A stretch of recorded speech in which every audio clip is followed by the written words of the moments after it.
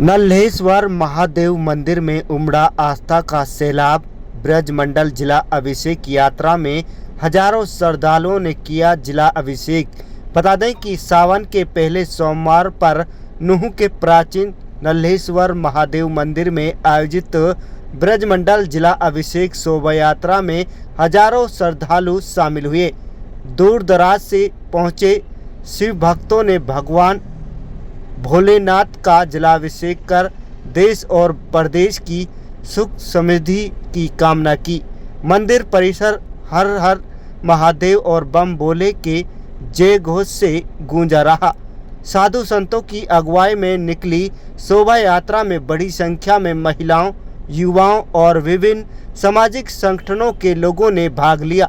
यात्रा के दौरान हरियाणा के खेल मंत्री गौरव गौतम, हरियाणा विधानसभा के उपाध्यक्ष डॉक्टर कृष्ण मिड्डा, भारतीय सेवा धर्म संसद के स्वामी सुनील महाराज, 52 पालों के अध्यक्ष Arun Jildar, human right activist Shabnam Khan तथा मेवात मित्र मंडल के संयोजक हरीश की मौजूद रहे।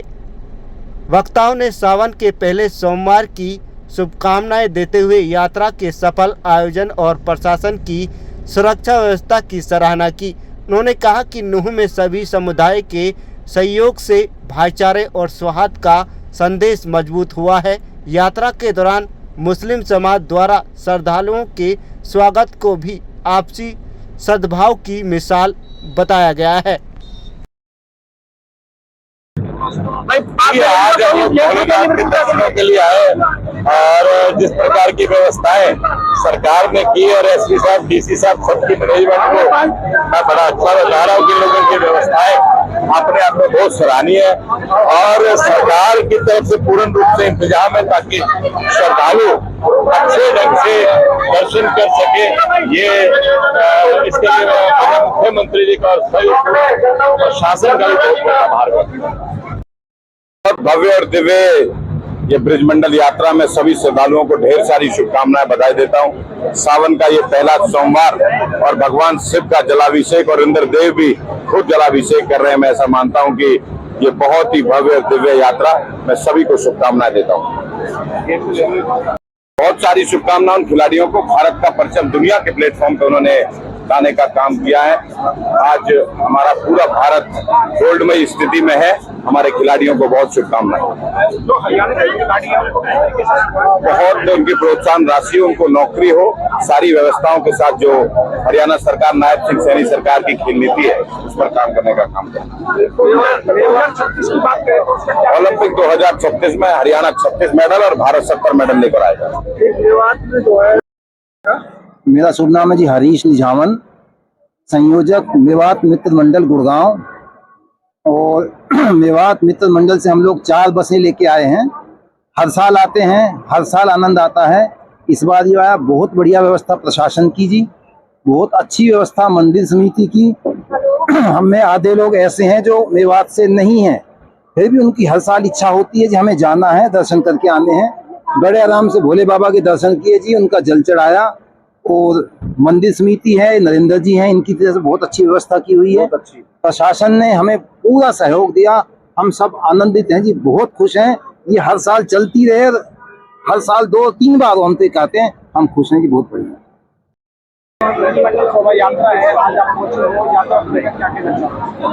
बहुत अच्छा है। श्रद्धालुओं की जो आस्था थी वो और बढ़ के आ रही है। जो बीच में खंडित हुआ उसके बाद हर यात्रा में तीसरी यात्रा है।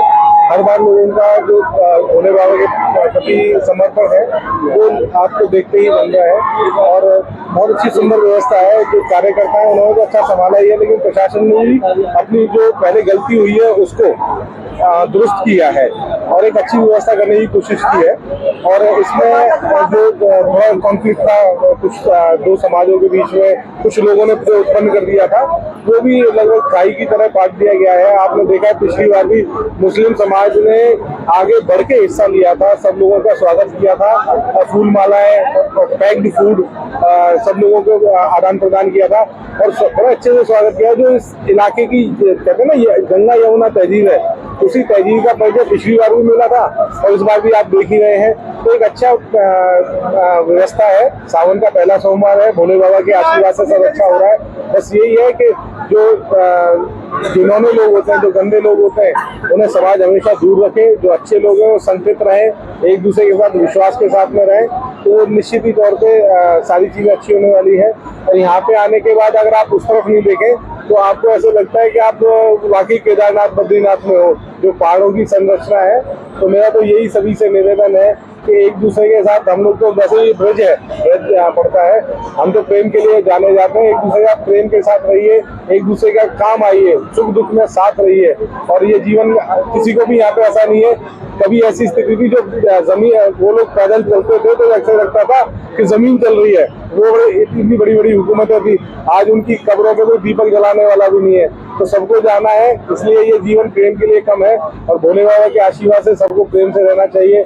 और जो एक सुंदर व्यवस्था है, सब आयोजकों का बहुत बहुत आभार, धन्यवाद।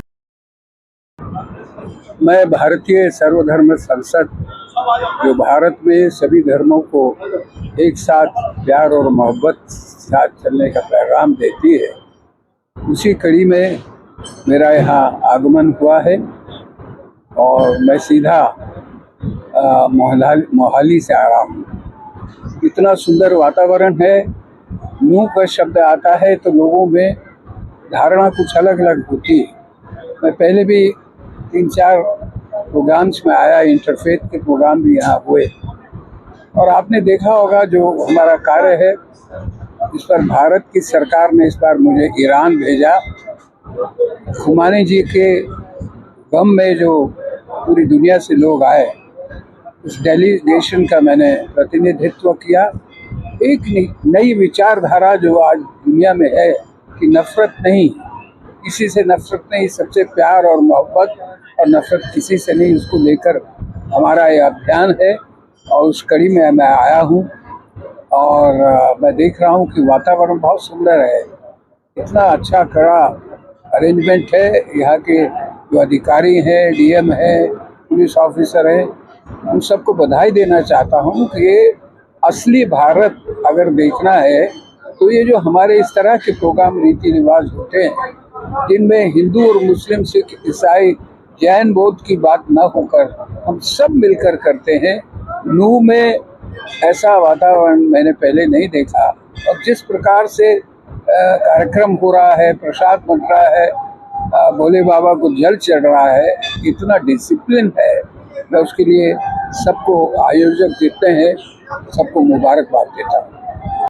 मैं human right activist Shabnam Khan हूँ, देशभक्त जनता पार्टी की राष्ट्रीय अध्यक्ष संस्थापक।